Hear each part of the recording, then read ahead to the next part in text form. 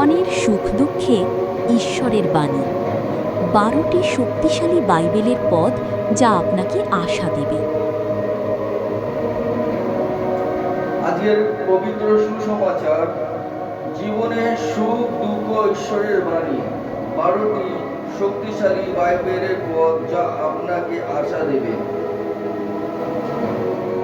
আমরা খুলে নেব গীত সংহিতা 16:11। গীত সংহিতা 16:11।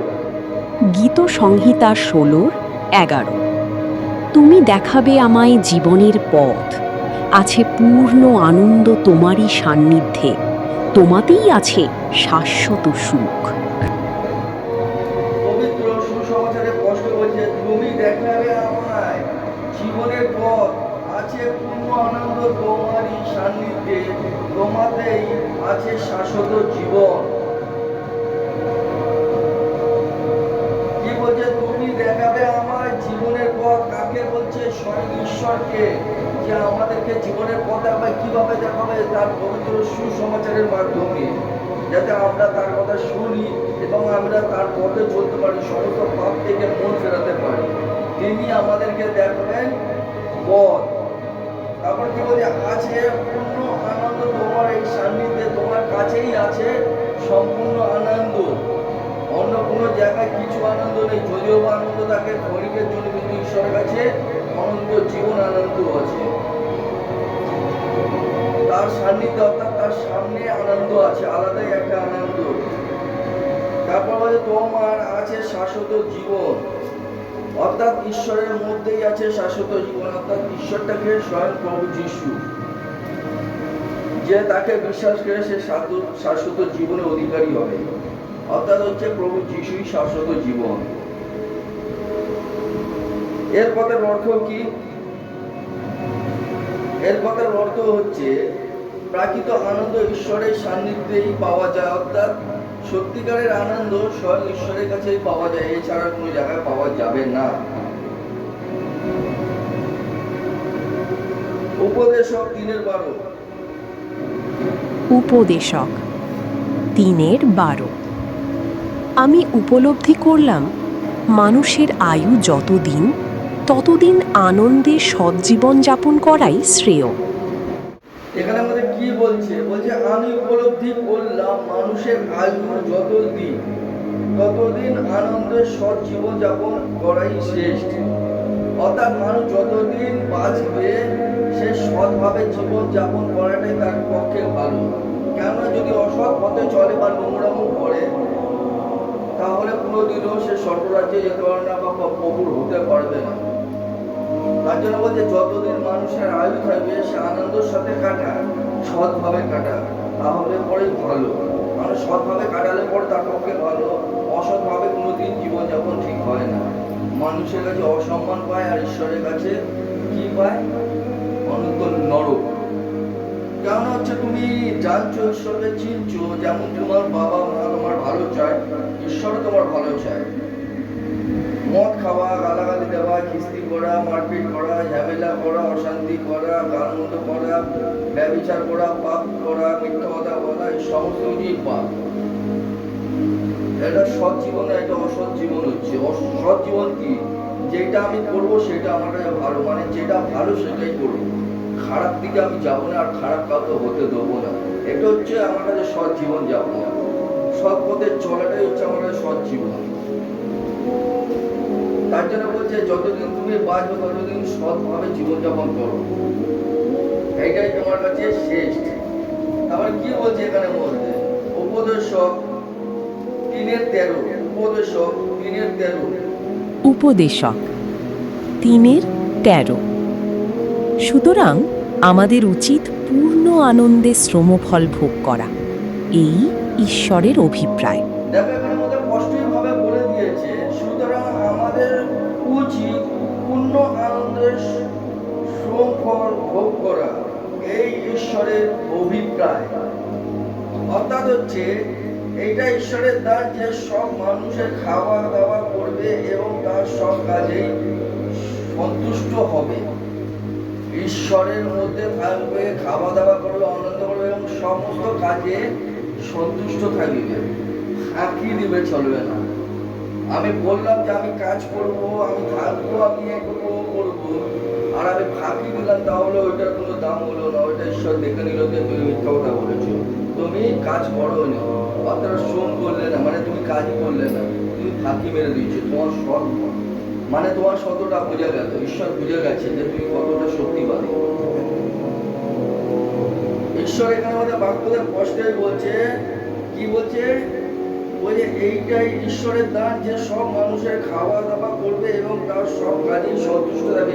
সব কাজেই ঈশ্বরের সমস্ত কাজেই সন্তুষ্ট থাকবে। তুমি যদি ঈশ্বরের কাজ করো, তাহলে তোমার তুলে ভাগ্যবান কি আছে? আর তুমি যদি কাউকে খাওয়াচ্ছ, তার মানে তুমি পুণ্য কামাচ্ছ, তার মানে তুমি নিজে ভাবো। আর যদি সেই জায়গাটা ফাঁকি মারছো, তার মানে তুমি ঈশ্বরকে ফাঁকি মারছো। তুমি অন্যের কাছে ভালো দেখিয়ে ঈশ্বরের কাছে খারাপ হয়ে গেলে, এটা বাজে হয়ে গেল, মানে তোমার সততা নষ্ট হয়ে গেছে, তুমি সৎ নেই। পবিত্র সুসমাচার বলছে, তাই জন্য এখানে বলছে সমস্ত যা কিছু ঈশ্বরের দেওয়া তুমি সততার সঙ্গে করো, ভালো মতন করো। তার জন্য এখানে আমার কষ্টে বলছে, সুতরাং আমাদের উচিত পূর্ণ আনন্দ শ্রম ফল ভোগ করা। পূর্ণ আনন্দ মানে আমি সম্পূর্ণ আনন্দের সাথে ঈশ্বরের কাজে সম্পূর্ণ ভাগিদারি হব এবং আনন্দ করবো এবং খাওয়া দাওয়া করবো, আনন্দ করবো প্রভুতে। এটা হচ্ছে প্রধান কাজ আমাদের। এর অর্থ কি?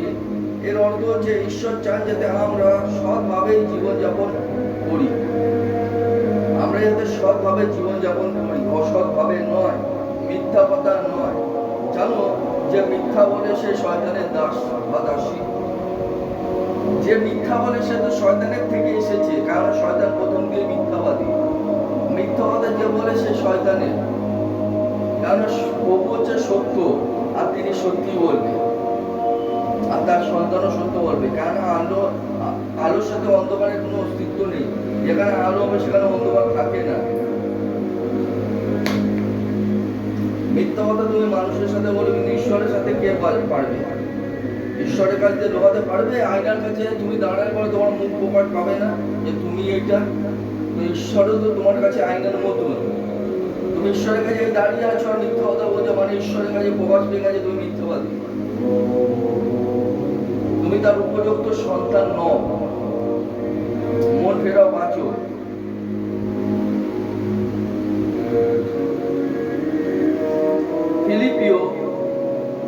ফিলিপিও 4:4।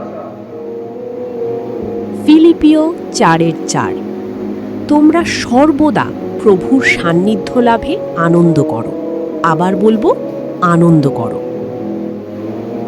তোমরা সর্বদা প্রভুর সান্নিধ্যে লাভ আনন্দ করো। আবার বলবো, আনন্দ করো। এর মানে কি? তোমরা সর্বদা প্রভুর সান্নিধ্য, প্রভুর সঙ্গে আনন্দ করো। আবারও বলছি, তোমরা প্রভুর সাথে আনন্দ করো। কেন? জগতের সাথে যদি আনন্দ করতে হবে, তাহলে সেটা হয়ে যাচ্ছে ফুর্তি, নোংরামি। আবার বলো, ওইটা জগতের সাথে থাকলে আনন্দ করলে ফুর্তি আর নোংরামি, মানে কি করে হলো? আমরা তো ওখানে নোংরামি হবে না, আমার পরিবারও তো আনন্দ করে, সবাই করে। ফলো করে দেখবে, যেখানে জগতের আনন্দ সেখানে হচ্ছে মদ, গাঁজা, বিড়ি, সিগারেট, তারপরে এদিকে হচ্ছে ফিস্টি, তারপরে ইয়ার্কি, নোংরা ইয়ার্কি, ফালতু ইয়ার্কি, নানান রকম ড্যান্স, নোংরা অবস্থায় থাকা, এই সমস্ত মানে জাগতিকের আনন্দ ফুর্তি। তারপর বন্ধু বান্ধবদের সাথে মদ খাওয়া, তারপর হাসি ইয়ার্কি করা, নোংরা কথা বলা, পর স্ত্রী, পরে নারী, পর পুরুষের ব্যাপার নিয়ে, এটা হচ্ছে নোংরা মানে জগতের আনন্দ ফুর্তি। কিন্তু তুমি যদি ঈশ্বরের মধ্যে থাকো, তাহলে এগুলো করতে পারবে না।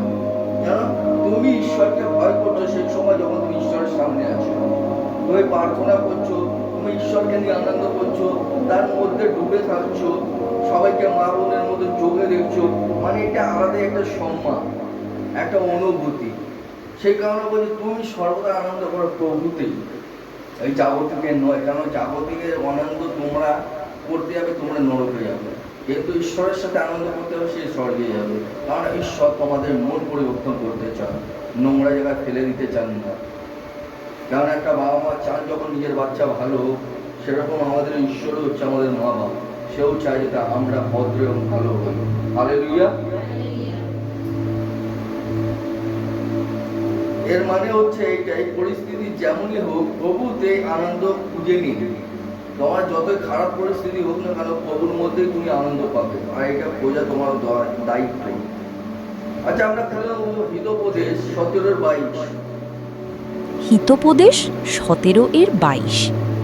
উৎফুল্ল হৃদয় স্বাস্থ্যকর ওষুধের মতো, বিষণ্ণ চিত্ত শরীর ক্ষয় করে। দেখো এখানে আমাদের বলছে 17-22, উৎফুল্ল হৃদয় স্বাস্থ্যকর ওষুধের মতো, বিচ্ছিন্ন চিত্ত শরীর ক্ষয় করে। অর্থাৎ হচ্ছে এখানে আমাদের বলছে আনন্দিত অন্তর স্বাস্থ্য ভালো লাগে, কিন্তু ভগ্ন মন স্বাস্থ্য নষ্ট করে দেয়। মানে এটা যখন তুমি আনন্দ থাকবে, তোমার মনে ফুর্তি থাকবে, তোমার সব দিক দিয়ে খুশি থাকবে, চিন্তা থাকবে না, তখন দেখবে তোমার স্বাস্থ্য শরীর সব ভালো থাকবে। তোমার মানে মুখে আলাদাই একটা চমক থাকবে, একটা আলাদাই গ্লেজ থাকবে। কিন্তু যখন তোমার মন ভাঙা থাকবে, তোমার কষ্ট থাকবে, তোমার দুঃখ থাকবে, তোমার চিন্তা থাকবে, তখন দেখবে তুমি শরীরে রোগা হয়ে যাচ্ছ, তোমার শরীরে রোগ বালা এসে গেছে, তুমি টেনশনের মধ্যে ঢুকে আছো, ব্লাড প্রেশার বেড়ে যাচ্ছে, কমে যাচ্ছে, ডাক্তারের কাছে চলে যাচ্ছে, ওষুধ নিচ্ছ, এই হচ্ছে। কেন তুমি সেই সময় কষ্ট, কিন্তু তুমি যখন এই কষ্ট দিয়ে মুক্তি পাচ্ছ, তুমি আনন্দতে আছো, তার মানে তোমাকে ওষুধের মধ্যে কাজ করে, মানে তুমি পুরো সুস্থ, তোমার মধ্যে আলাদা একটা গ্লেজ আছে। অর্থাৎ হচ্ছে যখন তুমি প্রভু, এই কারণে পিতা বলছো তোমার সমস্ত ভাড়া আমাকে দাও, আমার ক্রুশ তুমি টানো, কারণ আমার ক্রুশ হচ্ছে লঘু এবং হালকা, তোমরা ইজি টানতে পারবে। আর তোমার যত চিন্তা ভাবনা যা কিছু আছে পিতা নিয়ে নিবে, আর ওটাকেই সলভ করবে। অর্থাৎ সলভ মানে হচ্ছে ওটাকে ঠিক করে দেবে, তাই তো, ওটাকে ঠিক করে দেবে। এটাই বলছে পিতা, বলছে সবসময় তোমরা প্রভুতেই থাকো, এটাই পিতার ইচ্ছা, আর কিছু না। যোহন 16:33, যোহন 16:33। যোহন 16:33। আমারই মাঝে তোমরা শান্তি লাভ করবে, এই জন্যই এমন কথা আমি তোমাদের বললাম। জগৎ তোমাদের দুঃখ যন্ত্রণা দেবে, কিন্তু সাহস করো, আমিই বিজয়ী, আমিই জয় করেছি এই জগৎকে। এখানের মধ্যে খুব সুন্দরভাবে তোমাদেরকে বলে দিচ্ছে, বলছে আমার মাঝে তোমরা শান্তি লাভ করবে। কার মধ্যে? কার মাঝে? এটা প্রভুর মাঝে। তোমরা যখন প্রভুর মধ্যে থাকবে, তখন তোমাদের একটা শান্তি থাকবে, আর তোমরা প্রভুর থেকে সেই শান্তি লাভ করবে। এই জন্যই এমন কথা আমি তোমাদেরকে বললাম।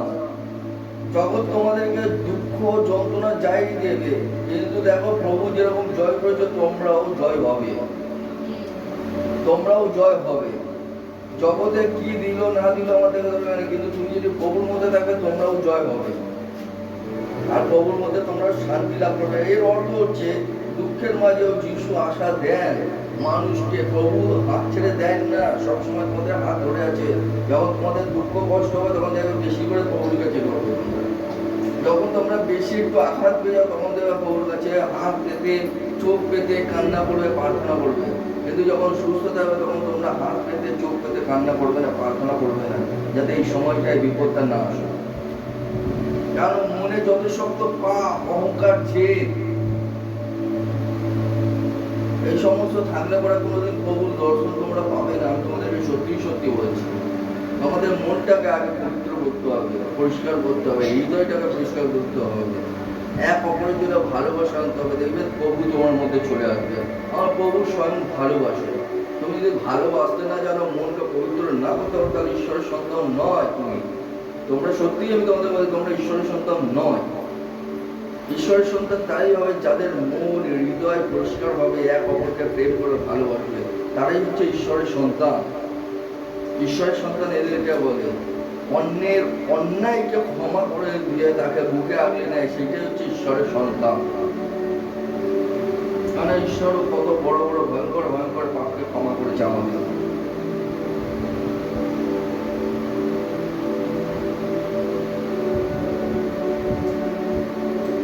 এর অর্থ হচ্ছে দুঃখের মাঝেও যিশু আশা দেন, যিশু হাত ছেড়ে দেন না। Romeo 12:15, Romeo 12:15। রোমিও 12:15। যারা আনন্দ করে তাদের সঙ্গে আনন্দ করো, যারা শোকার্ত তাদের সঙ্গে শোক করো। দেখো এখানে আমাদের পয়সা বলছে, যারা আনন্দ করে তাদের সঙ্গে আনন্দ করো, যারা শোকার্ত তাদের সঙ্গে শোক করো। অর্থাৎ যারা আনন্দ করছে, প্রভুর মধ্যে আছে, তাদের সাথে আনন্দ তোমরা করো, অবশ্যই করো।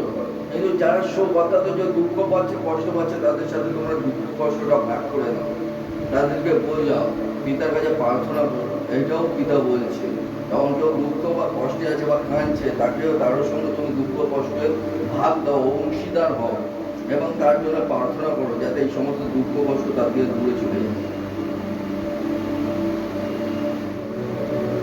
এর অর্থ কি জানেন? 12-15 রোমে 12-15 এর অর্থ হচ্ছে অন্যের সুখ দুঃখের পাশে থাকায় খ্রিস্টের ভালোবাসা। অর্থাৎ খ্রিস্টের সন্তানদের ভালোবাসা এর দিয়ে বোঝায়। যখন দুঃখ কষ্ট থাকে এক অপরের সাথে, তখনই বোঝায় যে সত্যি এরা ঈশ্বরের সন্তান। মানুষের দুঃখেতেও দুঃখী হয়, মানুষের খুশিতেও খুশি হয়। এটাই হচ্ছে ঈশ্বরের সন্তান, যেমন ঈশ্বর ছিলেন। আচ্ছা, আমরা খুলে নেব যাকব 1:2 এবং 1:3। 1:2 এবং 1:3 যাকব। যাকব 1:2। বন্ধুগণ, তোমরা যখন নানাবিধ পরীক্ষার সম্মুখীন হবে, তখন নিজেদের ভাগ্যবান বলে মনে করো। যাকব 1:3। একথা জেনো যে তোমাদের বিশ্বাসের যাচাইয়ের মধ্যে দিয়েই ধৈর্য উৎপন্ন হয়। যাকব 1:2 কি বলে? বন্ধুগণ, তোমাদের যখন নানা বিধি পরীক্ষার সম্মুখীন হবে, তখন নিজেদের ভাগ্যবান বলে মনে করো। জানো, তোমাদের পরীক্ষার মুখে কখন পড়ো? যখন পুরোপুরি যখন প্রভুতে চলে আসো, তখন প্রভুর মধ্যে থেকে শয়তান পরীক্ষা নেয় যে সত্যি তুমি প্রভুতে আছো না প্রভুতে নেই। এই যে এখন যে জায়গায় জায়গায় যে ঝামেলা অশান্তি হচ্ছে, প্রভুর কাজ চলছে, তার জন্য যে অনেকে ঝামেলা করছে, অনেকে ভয়েতে বন্ধ করে দিচ্ছে প্রচার করা, যাওয়া বন্ধ করে দিচ্ছে। না বাবা আমাকে গেলে মরবে, এ করবে, ও করবে। প্রভু তো পরীক্ষা নিচ্ছে, যে দেখছে, এখন তোর গায়ে হাত দেয়নি মানে তোকে শোনাচ্ছে, তাতেই ভয় পেয়ে যাচ্ছিস। তার মানে তোকে তোর সামনে যদি ওই অবস্থা, তখন তুই প্রভুকে ছেড়ে দিবি, মানে তুই প্রভুর মধ্যেই নেই। এই যে পরীক্ষাটা আসে, এটাই প্রভু পরখ করে দেখছে যে তুমি কতটা প্রভুর জন্য নিতে পারবো। প্রভু তো তোমার জন্য নিজের জীবনটা দিয়েছে, প্রভুর জন্য তুমি কি করছো? তুমি কি যোগ্য সন্তান প্রভুর? তুমি যদি এই জায়গা দিয়ে পাস করতে পারো, তাহলে তো তোমার কাছে অঢেল আশীর্বাদ নেমে আসবে।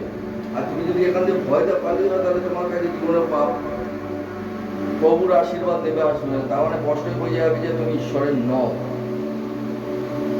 তুমি কোনোদিনই ছিলেই না ঈশ্বরের মধ্যে, স্বার্থে এসেছো, অর্থাৎ স্বার্থপর। এই জন্য বলে পরীক্ষা যখন তোমাদের জীবনে আসে, তখনই পরখ করা যায়। এখানে সেটা বলে, বন্ধুগণ, তোমাদের যখন নানা বিধি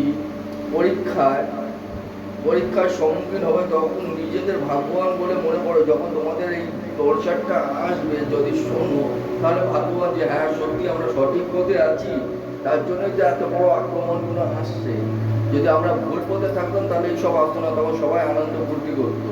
দেখো রাস্তাঘাটে কোনো গুন্ডা মাওয়ালি যারা আছেন, তাদেরকে কিন্তু কেউ কিছু করতে পারে না, বলতে পারে না, তাদেরকে আরো সম্মান দেয়।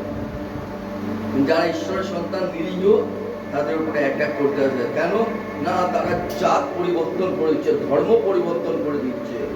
এবার যখন ধর্ম পরিবর্তন করে দিচ্ছে, তখন মানুষ যখন মরে যাচ্ছে হসপিটালে রক্তের জন্য, কেন খ্রিস্টান আর মুসলিমের রক্ত দিয়ে, তখন কি ধর্ম পরিবর্তনের জন্য অত গরু খায়? তাহলে ওই রক্তটাও তো গরুর রক্ত, তাহলে পর কেন নিচ্ছিস? স্কুলে খ্রিস্টান স্কুলে ভর্তি করা যাবে না, ধর্ম পরিবর্তন হয়ে যাবে। দুনিয়া মুসলমান, খ্রিস্টান, শিখ, জৈন, বাঙালি, হিন্দু সব ঢুকছে। খ্রিস্টান কোথায়? ওরা তো বলছে না যে আমরা ধর্ম পরিবর্তন করে দেবো। তাদের মধ্যে হিংসা নেই, কিন্তু তোমাদের মধ্যে কেন হিংসা আছে? আমার কথাটা এইটাই। তাহলে এর মধ্যে বোঝা যাচ্ছে যে আমরা সঠিক পথে আছি, তার জন্য আমাদের উপর টর্চারটা আসছে। তার জন্য ঈশ্বরকে ধন্যবাদ দিয়ে আমরা এগিয়ে যাবো। তারপরে এখানে আমাদের কি বলছে দেখো, তারপরেটা যাকব 1:3 বলে, এই কথা ছিল যে তোমাদের বিশ্বাসের যাচাইয়ের মধ্যে দিয়ে ধৈর্য উৎপন্ন হবে। তোমাদের বিশ্বাস, যদি তোমাদের মধ্যে প্রভুর বিশ্বাস থাকে, তাহলে ওর থেকে যাচাই হবে যে তোমাদের ধৈর্য, যে তোমরা সত্যি প্রভুর আছো কিনা, তোমাদের ধৈর্য কতটা আছে, সেইটাই পিতা দেখবে। দেখো এখানে মধ্যে তার পরীক্ষার মধ্যেও ঈশ্বর আমাদের বিশ্বাসকে শক্তিশালী করে। তার পরীক্ষার মধ্যেও ঈশ্বর আমাদের বিশ্বাসকে শক্তিশালী করে। আমরা গীত সংহিতা 30-5 খুলবো।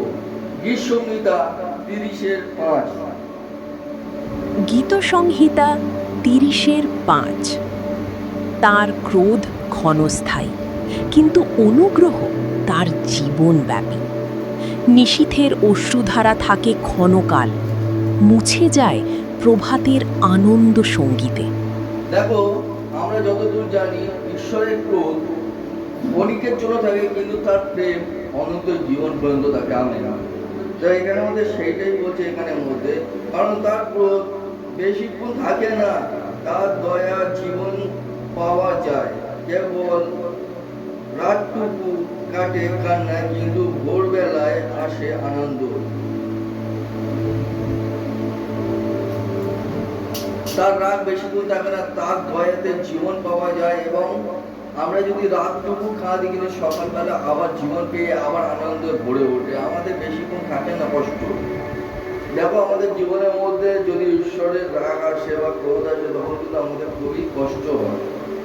কেননা আমরা এরকম ভুলই করি, যখন বাবা মা আমাদের উপর রাগ করে, নিশ্চয় আমরা ভুল করি, তার জন্যই রাগ করবে।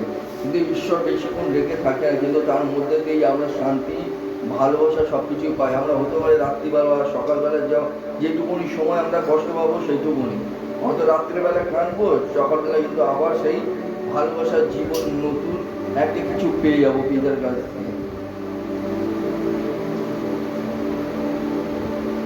এর অর্থ হলো দুঃখ চিরস্থায়ী নয়, কিন্তু ঈশ্বর নতুন আশা দেন।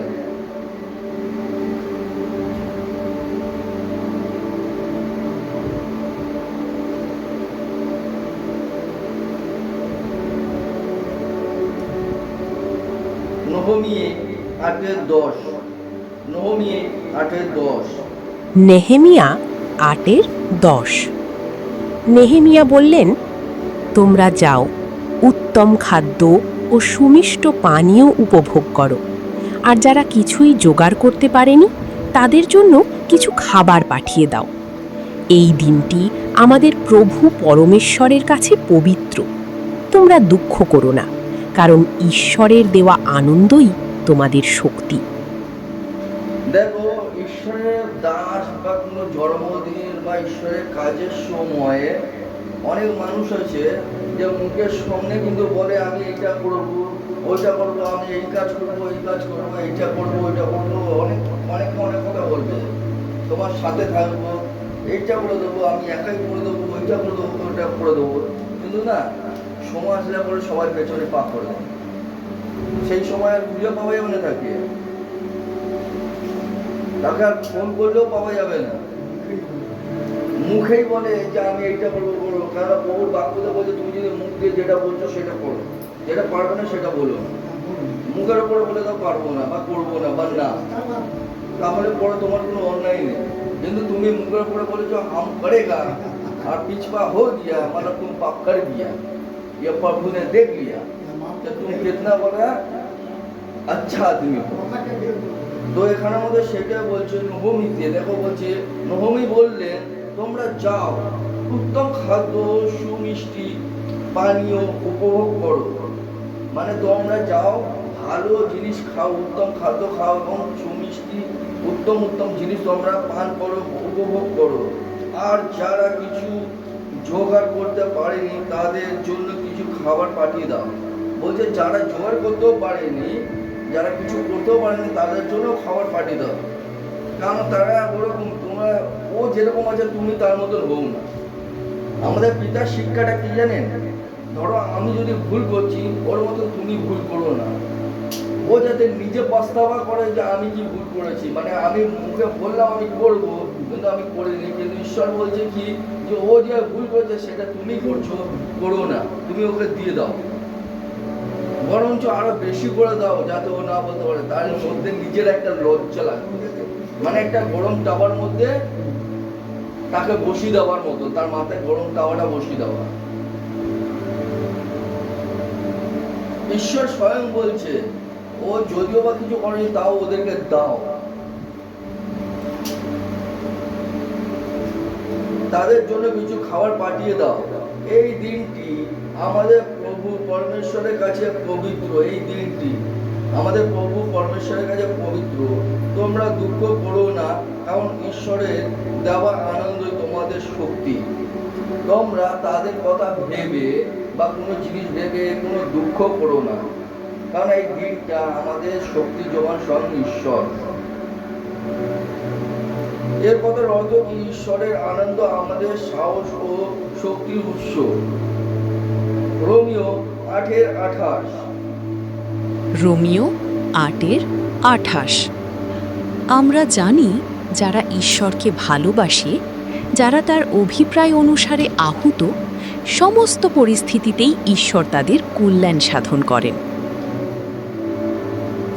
দেখো, আমরা যারা ঈশ্বরকে ভালোবাসি, মানে যারা ঈশ্বরকে প্রেম করে ভালোবাসে, তার কথা অনুসারে চলছে, তাদের যখন যেরকমই পরিস্থিতি থাক না কেন, ঈশ্বর স্বয়ং তাদেরকে কল্যাণ করেন, অর্থাৎ হচ্ছে তাদের আশীষ করেন, যাতে সেই সমস্ত বিপদ আপদে হয়ে যায়। জানেন, ঝড় যতই তুফান যতই আসুক না কেন, ঈশ্বরের সন্তান যেখানে দাঁড়িয়ে যাবে একটা ঢালের মতন, একটা পাথরের মতন, সেই ওপর দিয়ে হাওয়া চলে যাবে, কিন্তু ওই পাথরের কিছু হবে না। আর সেই ঢাল স্বয়ং প্রভু যিশু। আমেন। আমাদের ঢাল হচ্ছে স্বয়ং প্রভু যিশু। যত বড়ই বিপদ আসুক না কেন, তিনি ঢাল হয়ে আমাদের সামনে দাঁড়িয়ে যান, কারণ তিনি হচ্ছেন আমাদের মা, তিনি হচ্ছে আমাদের বাপ, তিনি হচ্ছে আমাদের বন্ধু, তিনি সব কিছু। তিনি জানেন আমাদের কোন সময় কি বিপদ আসতে চলেছে। যখন একটা বাচ্চার গায়ে আঘাত লাগে মায়ের কষ্ট হয়, ঠিক সেরকমই আমাদের যদি কোনো কষ্ট হলে পরে আগে আমার মা বাপের ওপরে কষ্ট হবে, অর্থাৎ আমার প্রভুর ওপরে। তার জন্য তিনি আগে ঢাল হয়ে দাঁড়িয়ে যান, তিনি আগে ঢাল হয়ে দাঁড়িয়ে যান। আর যতই ঝড় তুফান আসুক না কেন, তিনি সাহায্য করেন। এই জন্য তো পিতা বলে, তোমার আগে আমি যাব, তুমি আমার পেছন পেছন আসো।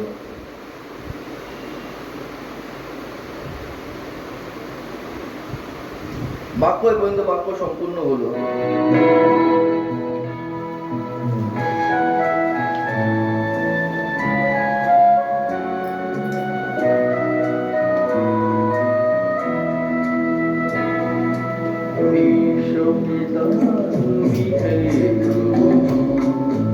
আমাদের বন্দনাই শুধু বিশ্বপিতা তুমি হে প্রভু, আমাদের প্রার্থনাই শুধু তোমারই করুণা, হতে বঞ্চিত না হইব।